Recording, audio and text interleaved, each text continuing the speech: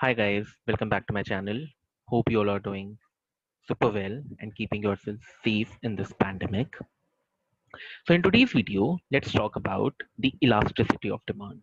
One of the super important concept for your board exams as well as the other competitive exams you're planning to aspire for.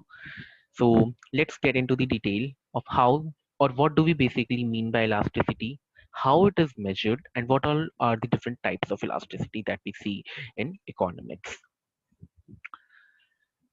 All right. So elasticity is nothing but is the responsiveness or the sensitivity of your demand versus your change in the price.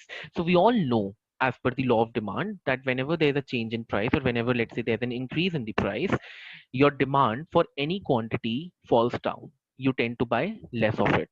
And vice versa, if your price for any quantity decreases, you want to more buy you want to buy more of the quantity. So there's always an inverse relationship between the price and quantity as per the law of demand. Now, what should be that factor that, let's say, if I say my price is going to be increased by 5%, by what percentage my quantity is going to be decreased? My price is going to, let's say, fall down by 10%. By how much percentage I am going to see the increase in my customer base? So, this is something that is conceptually measured by the concept of elasticity. So, elasticity is nothing but, as per the conventional formula, the percentage change in the quantity demanded versus the percentage change in the price. Now, how do we calculate the percentage change? Percentage change is nothing but your final value, let's say the final quantity value Q1 minus, let's say the initial quantity is Q naught divided by the initial value. So this is something called as the percentage change. And the similar expression can also be written for the price. Let's say the final price is P1, the initial price was P naught divided by the initial price. So this is something how we are going to write the functional form of the elasticity. Now let's try writing the same equation for this particular curve.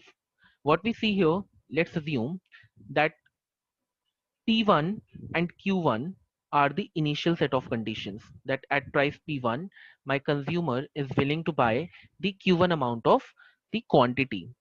What happened? My price has fallen down to P naught value. Based on that, my consumer is willing to buy more of the quantity, which is Q naught.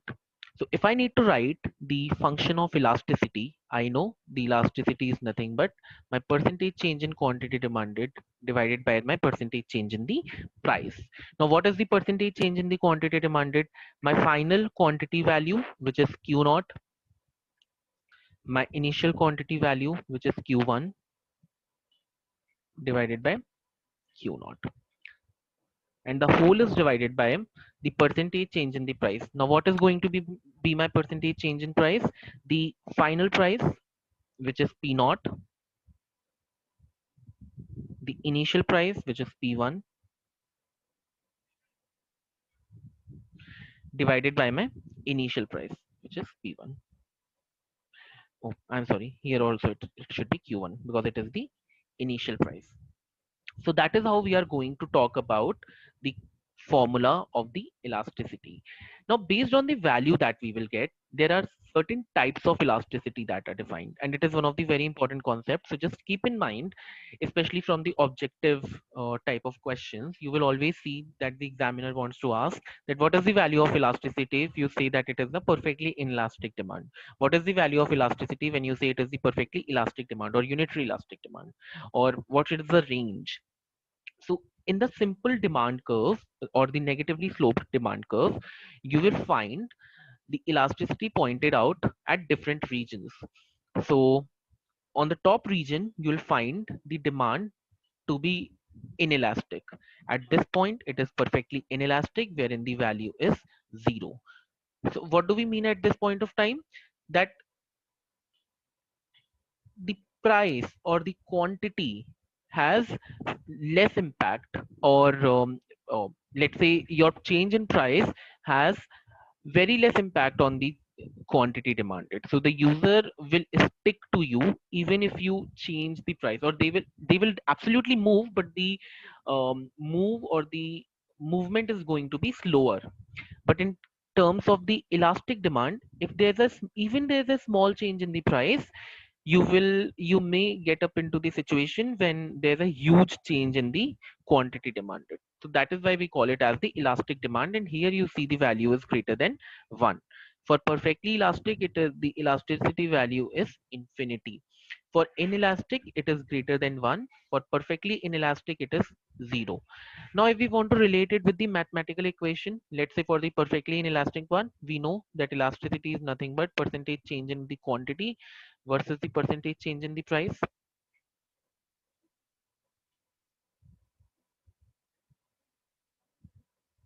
Now we see that at this point, the quantity is constant, or it is 0 basically. There's no change happening. So that is why it is 0. At this point, if we see, the price is 0. So the percentage change is also 0. And when the denominator is 0, your expression tends to infinity. So we'll talk about more case-based examples, the real-life examples in my next video, wherein we will see that how different type of situations happened, and when the producer or the firm or the big MNCs, in what regions they operate, when do they adapt for a price change. But from the examination perspective, and especially from the competitive exams perspective, it is very very important that you all know the different values of elasticity and how they are used or how they can be asked in your examinations. With this, I'll be closing this video. Thank you so much for coming back to my channel and watching this video. Please like, share, and subscribe to my channel to stay tuned for the different concepts. And we will be posting more of these videos in the near future. So please bind by us. And once again, thanks a lot for watching to our video. Thank you so much.